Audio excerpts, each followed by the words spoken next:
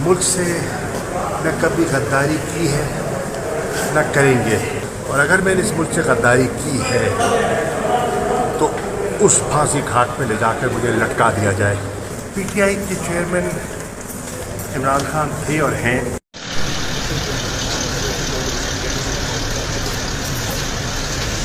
शाह साहब अपने केस से मुताबिक कुछ कहना चाहेंगे? आपको कैसे रखा गया है जेल में? मैं बेकसूर हूँ, मैं सियासी कैदी हूँ। दुआ कीजिए कि अल्लाह मुझे सब्र से जबर बर्दाश्त करने की हिम्मत अदा करे।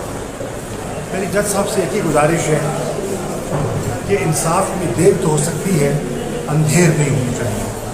टॉर्चर वगैरह आप पर किया गया या कुछ मरवाने की कोशिश की गई हो?